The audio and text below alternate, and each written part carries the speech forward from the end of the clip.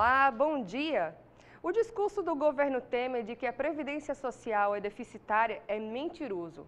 Foi criado para justificar e tentar aprovar a reforma da Previdência que tramita na Câmara dos Deputados e está prestes a ser votada. O relatório da CPI da Previdência, divulgado em outubro do ano passado, conclui que não existe rombo no sistema previdenciário brasileiro e aponta para a necessidade de combater as fraudes e cobrar com rigor os grandes devedores. Para entender mais sobre essa reforma que o governo Temer tenta empurrar, começamos hoje uma série de 2 programas tratando desse assunto. E hoje vamos fazer um apanhado geral dessa proposta e no próximo programa discutiremos a fundo o relatório da CPI.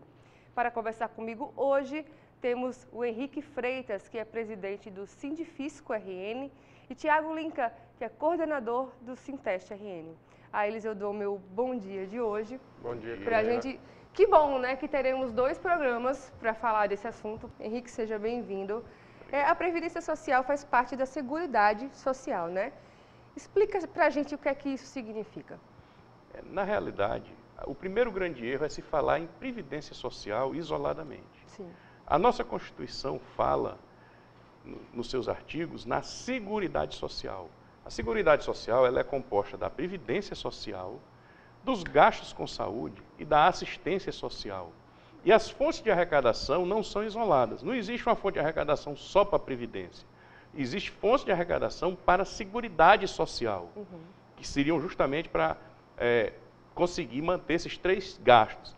E ele separa parte dessa arrecadação e faz uma espécie de manipulação dos dados para dizer que a Previdência Social é deficitária, quando deveria ser analisado a Seguridade Social como um todo. Sim. Tiago, muito se fala sobre a contribuição previdenciária não atender à demanda, né? No entanto, o governo contabiliza apenas as contribuições do INSS, isso, né, fala o tempo inteiro. Quais são as outras fontes de arrecadação da Seguridade Social? Exatamente como o Henrique falou, né? Tem diversas fontes, não só o que o trabalhador paga ao INSS, questão de impostos que são arrecadados, por exemplo, tem uma questão territorial, né, de terras exteriores e tal, quando tem tomada posse, e aí tem um percentual que passa. É o COFINS, né? Você tem o PIS, né, que é o Programa o PIS de também, Social, COFINS também vem para a Seguridade Social. A contribuição sobre o lucro líquido. Exato. Então, assim, tem a própria parte que o governo também tem que arrecadar, né, das contas do governo federal. Então, realmente é uma série de receitas que fazem a Seguridade. E aí, como o Henrique falou... É importante, Tiago, frisar que a arrecadação da Seguridade Social ela gira em torno de 750 bilhões de reais por ano. E é esse o dinheiro que está em jogo. Se esse dinheiro vai continuar sendo administrado pelo governo ou se vai para os bancos, via forçar a batição de barra para ir para a Previdência Complementar. Exatamente, eu até trouxe esse dado, né, que a gente tem, para quem está em casa entender, a gente tem 3 regimes. O regime geral, que é o seletista, e Henrique, por favor, me corrija se eu estiver enganado. O regime geral, que é a grande parte, né, os seletistas. O regime próprio, que são os servidores públicos, então cada categoria ou um conjunto de categorias tem um regime próprio. E o regime complementar, que é exatamente regido pelos bancos particulares, em que se quebra, como estão dizendo que quebra, que querem quebrar, na verdade, nossa Previdência, com várias coisas que a gente vai discutir lá na frente, a ideia é que o quê? Que a gente migre para a Previdência Complementar. Que inclusive isso já existe. Servidores públicos ingressos a partir de 2013, eles hoje não aposentam mais, hoje não, na verdade, quando aposentar, tiver idade, eles não vão mais aposentar com a integralidade do salário que ele recebe, e sim com o teto da CLT. Né? Então, se ele quer aposentar com o que ele tiver, a média do que ele tiver recebendo lá na época da aposentadoria, ele precisa ter uma previdência complementar privada. Né? Então, assim, é o lucro dos bancos. Isso, na verdade, é o quê? São os bancos. E a gente vai até discutir isso lá na frente, da questão dos débitos, quem deve a Previdência. Os bancos estão na linha de frente dos que mais devem a Previdência. Né? Mas isso aí a gente vai discutir um pouco lá na frente. É um assunto que realmente o povo tem que complementando, né? Por exemplo, a gente quando pensa em Previdência Social, você falou justamente do regime Geral de Previdência Social, que pega os trabalhadores da iniciativa privada, os regimes próprios, que são estados, Estado, União e municípios. E aí vem a primeira pegadinha, que é importante a gente frisar, que se escuta muito falar na aposentadoria rural e no benefício de proteção continuada, que é o benefício pago ao idoso, que não tem renda, depois que ele completa 65 anos, ou ao deficiente físico. Esses benefícios, essa conta não era para estar na Previdência Social, porque esses não são benefícios de Previdência Social, são benefícios de assistência social.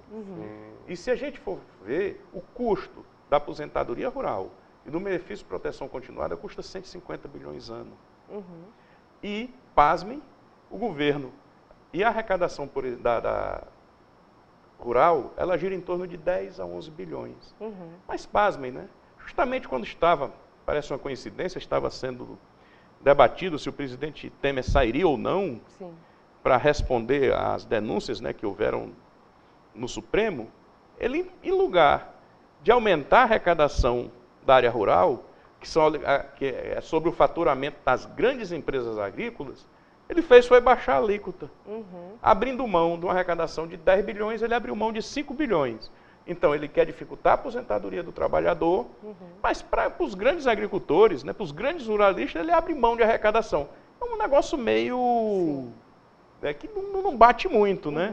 Quer dizer, eu cobro do lado né? e totalmente contraditório, eu abro mão de arrecadação. Então, na realidade, aí já é o primeiro grande problema da Previdência. Quando se fala em rombo da Previdência, você está misturando alhos com bugalhos, assistência social com previdência social, para dizer que existe um déficit estrondoso, que na realidade esse déficit não existe. Tiago, a gente está perto de encerrar esse primeiro bloco.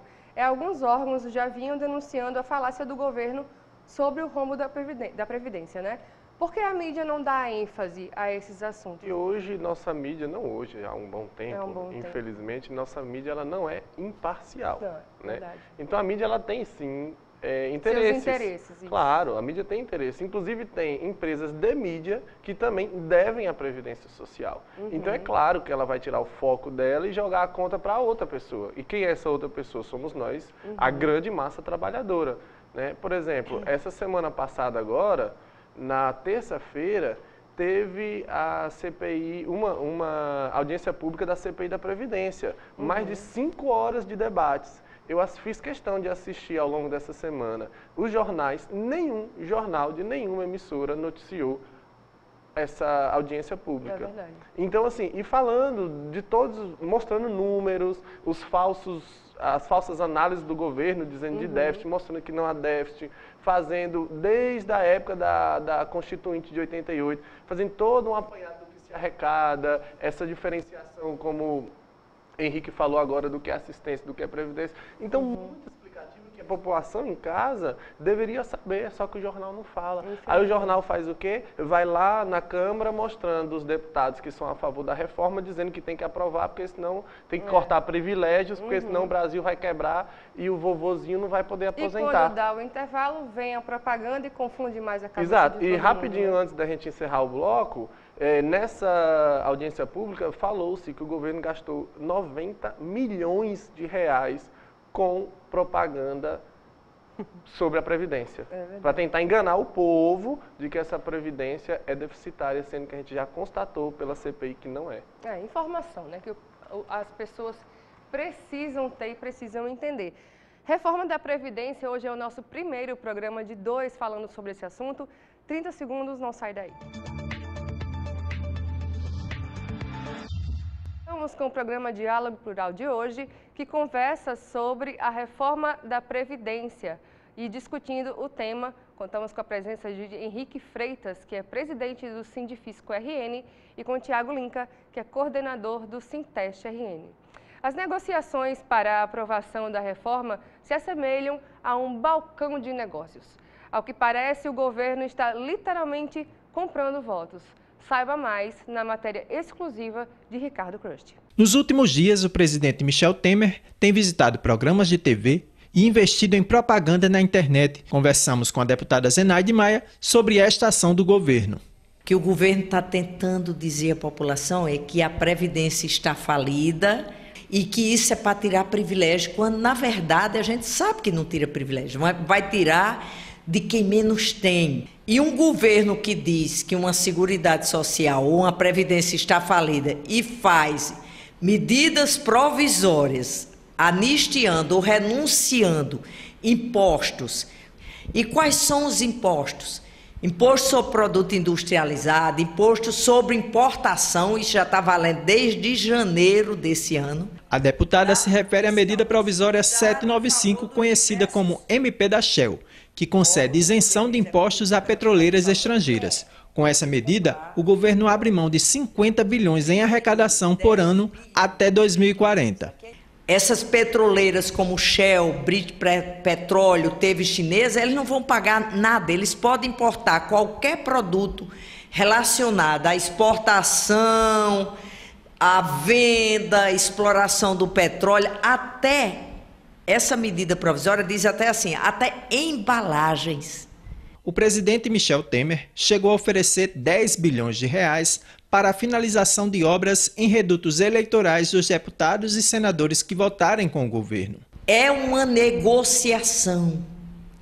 E eu acho até que isso envergonha o país. Você vê que seus direitos estão sendo tirados num jantar, num café da manhã ou numa reunião chamada pelo Planalto, que isso é o que é feito. Ela finaliza reforçando a importância de eleger deputados e senadores afinados com os anseios dos trabalhadores. A esperança do povo brasileiro é justamente quem entende de democracia, que é um regime que tem seus defeitos, mas ainda é o melhor, é a eleição. Então lembre-se, não olhe com olhar de lupa só quando vai escolher o seu prefeito e vereador ou governador. Olhe quem você vai botar no Congresso Nacional para definir a vida de cada cidadão brasileiro. O Congresso faz a lei, aprova, e se o presidente vetar, ainda pode derrubar o veto. Então, finalizando, o Congresso diz qual sua carga horária, quantas horas vai trabalhar por semana, qual o salário que você vai receber no final do mês, com que idade vai se aposentar. É muito poder. Mas no primeiro bloco a gente estava falando sobre a questão da mídia, né? Do quanto o governo tem gasto com a mídia para que a gente engula de alguma forma essa possível aceitação da reforma da Previdência. Fala um pouquinho para a gente, Henrique. Escuta-se, né? Como um dos motivos da reforma não ter sido aprovada ainda, é que o governo perdeu a guerra da mídia. Sim. Eu não entendo como você perde uma guerra em que todos os canais de televisão só falam a favor da reforma. Tudo. De todas as reformas, é de interesse do governo. Quando são feitos os debates, só são com pessoas ligadas ao setor econômico, à elite financeira, que só falam que ou se faz a reforma ou o Brasil vai quebrar. Então, como é que eles perderam a guerra da mídia? Eles não perderam a guerra da mídia. Sim. É porque a reforma é ruim, ela é ruim para o país. Tanto é ruim que... Cadê a reforma? Estão divulgando por esses dias. Aí não existe explicação texto, concreta, né? Para não se discutir, porque se discutir vai se ver que é ruim. O que a gente tem que entender é o seguinte, o Brasil está passando pela maior crise econômica da sua história. Sim. E você não pode pegar os números desses 2 últimos anos para traçar um perfil da economia brasileira e aí dizer que está tudo muito ruim e que ou se faz a reforma da Previdência ou o país vai quebrar. Você tem que analisar as séries históricas. E não só esses 2 anos. E mesmo nesses 2 anos, se houver déficit, é pequenininho. Não dá para a gente medir porque o governo chega e divulga. O déficit da Previdência é 270 bilhões. Sim. Cadê os números separados para a gente poder debater e verificar se isso realmente é verdade? Mas ele não faz o debate, domina a mídia, precisa inclusive, eu achei um negócio até surreal, a gente vê o presidente da República no programa Silvio Santos e no Ratinho, para defender o indefensável. A reforma não é boa para o Brasil, ela não é boa para o trabalhador brasileiro, e o pior, propagandas que colocam na televisão mentirosas.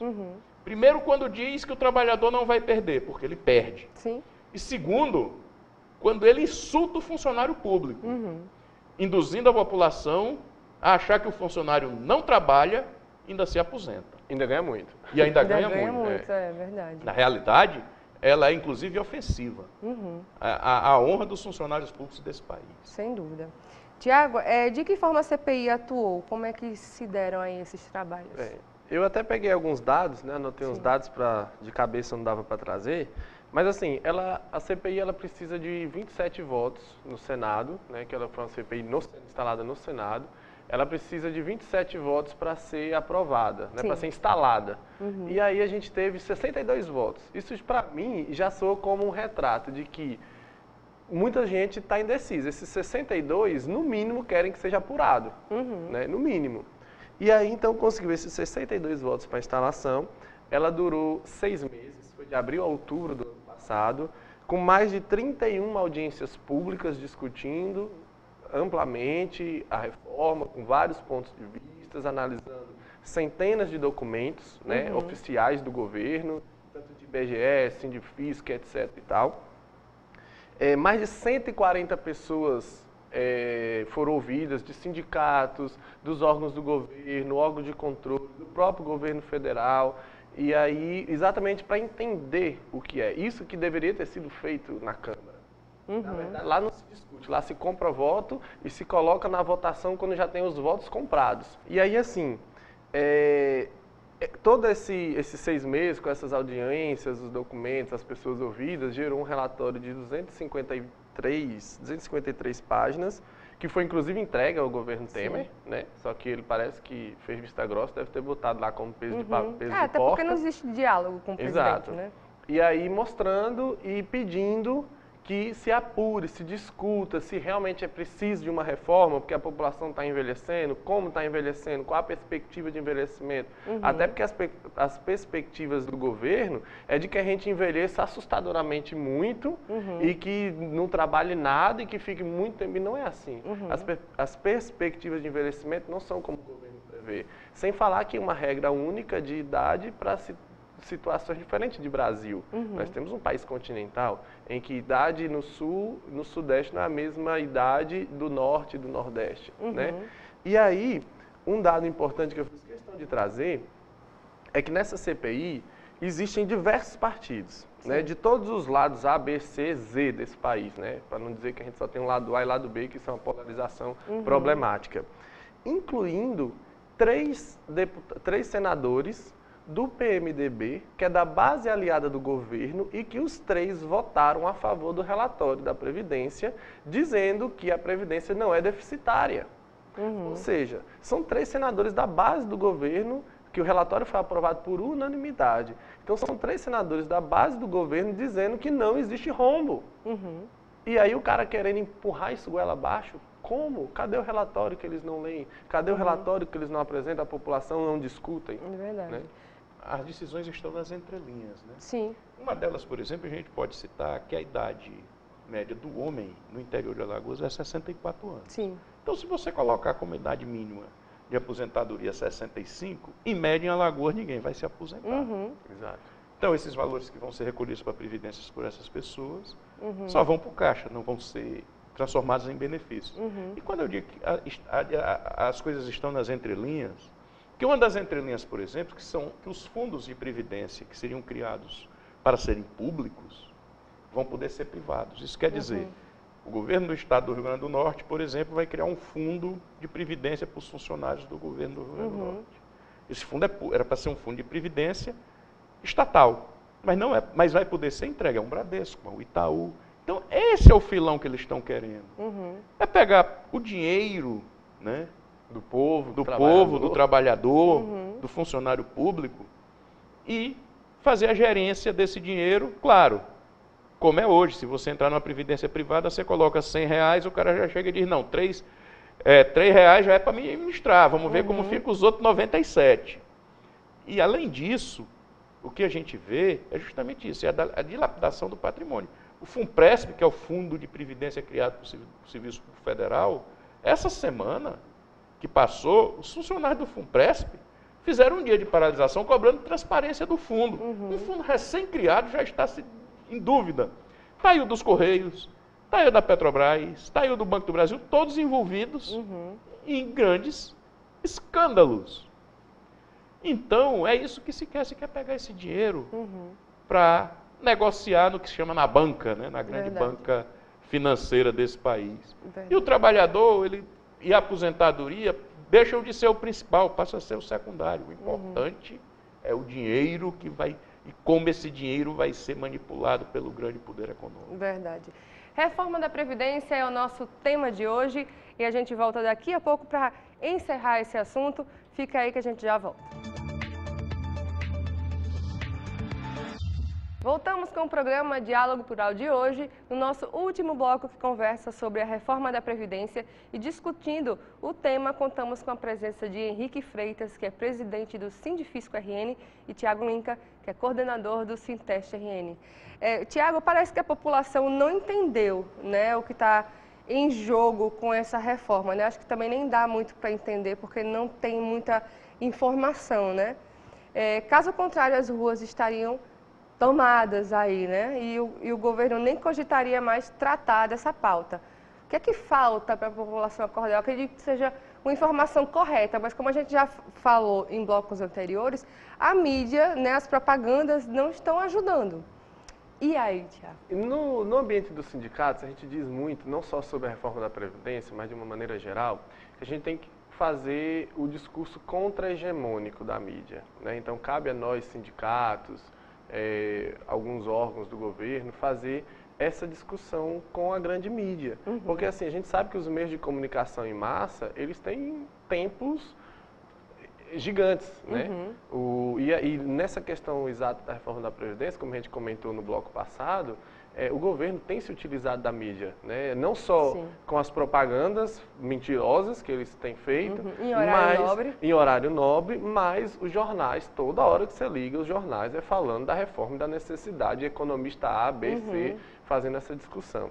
E, para piorar, como o Henrique falou, o presidente se rebaixando, indo para programas de auditório, que eu na minha juventude, que eu não tenho tantos anos assim, eu nunca vi um presidente se rebaixar ao ponto de ir para um programa de auditório. É engraçado que ele vai a esse tipo de programa, que geralmente vai beneficiar ele, mas os repórteres, na hora que se precisa, ele não responde, né? Ele recua.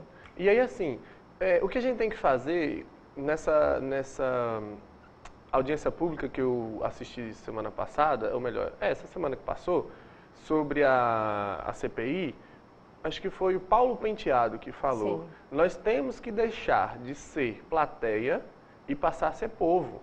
A população tem que passar a ser povo. E o nosso papel dos sindicatos e associações é exatamente mostrar para a mídia a mentira, aonde está a mentira, o que é a reforma da Previdência, o que eles querem. Por exemplo, o caso desse programa aqui hoje, né? Debater com a população para levar para você que está em casa um discurso que não é do governo federal, um discurso que vem de pessoas que lidam com isso diretamente, que estudam, que fazem os relatórios e apresentar os números verdadeiros. É só assim que a gente vai conseguir ganhar a população em casa e a população também tem que procurar entender. Não achar que isso é questão política, não tem nada a ver. Tem, porque é o seu futuro. O que a população tem que entender, que o que está vindo aí é o seguinte, juntando a reforma trabalhista com a emenda constitucional 55, que é a PEC do gasto, e a reforma da Previdência... E a terceirização restrita também, né? que vem na reforma trabalhista. Isso. Né? Na realidade, o que está em jogo é o seguinte, você não vai se aposentar. Acabou-se. E você vai depois ir atrás desse benefício de proteção continuada. Com 70 anos, porque não vai ficar em 65 não, vai subindo. Então, o que o povo tem que entender, o que a população brasileira tem que entender, que essa reforma é uma desreforma. Ela busca fazer com que a pessoa não se aposente. E é essa lógica que as pessoas têm que entender. Brigue, proteste, veja em quem você vai votar na próxima eleição, porque, senão, você vai sofrer. Você não vai se aposentar, seu filho não vai ter emprego, e é esse é o conjunto da obra que está posta. E é isso que a gente precisa reagir com. É uma pergunta que eu vou estender aos dois, né? Claro que nesse programa inteiro a gente falou sobre isso, sobre tudo que a imprensa está colocando, tudo mais, mas por que o governo Temer insiste tanto? É necessária essa reforma? As pessoas que defendem, né, essa reforma da Previdência, a opinião de vocês dois, é necessária essa reforma? Existe alguma coisa de positiva nela ou não? Nesse projeto que está aí, não tem nada de positivo. Que beneficie o trabalhador. Pode pegar ele e jogar no lixo. Agora, se a idade da população não está aumentando, não do jeito que ele diz, se precisa de algum ajuste, precisa ser debatido, a população tem que entender e ver que caminho ela quer escolher. Por exemplo, o caminho, se fala muito do Chile, o Chile é o grande... Né, o Chile é o país europeu. É o país europeu, é o modelo. A Previdência do Chile foi transformada em privada, ela quebrou. Sim. Por quê? Previdência privada não aguenta crise econômica. Só funciona em épocas de grande crescimento econômico. E a economia ela é cíclica. Podemos prestar atenção. Temos uma crise, vai, um crescimento e outra crise. Então, a previdência privada é um investimento de longo prazo. E o que a gente vê no mundo é que quebra. E é isso que vai acontecer com a Previdência do Brasil. Vai chegar a questão do Chile, que estão rediscutindo a estatização da Previdência novamente. Porque as pensões estão tão pequenas que não está dando nem para o povo chileno comer. Tiago, rapidamente. É basicamente isso mesmo, né? Envelhecimento requer um estudo, requer uma apropriação do tema, e é exatamente isso que o governo não tem feito, né? O governo, encabeçado lá pelo aquele cara que para mim é o mentor de tudo, o tal do Henrique Meirelles, né, que sempre viveu de banco em banco, Banco Mundial, Banco Central, enfim, a vida dele é dentro de um banco, e que só tem a cabeça voltada para o capital. Como o Henrique falou, o capital é cíclico, então vão ter as crises, a gente não pode analisar de uma maneira geral a questão da Previdência hoje dentro de uma crise como se o Brasil fosse esses 2, 3 últimos anos. Na verdade, o Brasil é muito mais do que esses 2, 3 últimos anos, né? Então, se realmente precisa, vamos fazer o debate com a população. Vamos abrir em todos os estados audiências públicas, vamos ler os relatórios técnicos oficiais do governo, vamos ler a CPI, o relatório da CPI da Previdência. Lá, inclusive, ele não fala só mal, ele diz o que tem que ser melhorado, diz por onde tem que começar. O relatório ele dá vários norteamentos, né? Então, vamos discutir e não empurrar com mentira, goela abaixo, uma proposta de governo para o capital, não para o povo. É uma proposta que visa absolutamente favorecer ao capital, somente. Então, Henrique e Tiago, muito obrigada pela presença dos dois. Vamos continuar falando isso, né, semana que vem. Obrigada pela presença. E o programa de hoje chegou ao fim, mas no próximo sábado, como eu falei aqui, estaremos de volta para debater mais sobre esse assunto. Afinal, a Câmara dos Deputados pretende votar a reforma da Previdência nesse mês de fevereiro. São os nossos direitos que estão em jogo e a gente não pode deixar que mexam na nossa aposentadoria, né? Enquanto eles estão lá, continuam cheios de regalias. E se você quiser mais informações sobre o nosso Diálogo Plural, acompanhe as nossas atualizações no Instagram, pelo Sinteste RN, no nosso site, o www.sintestrn.org.br, ou na nossa página do Facebook, que é o facebook.com/SintesteRN. A você um ótimo final de semana e até o próximo sábado, se Deus quiser. Tchau, tchau.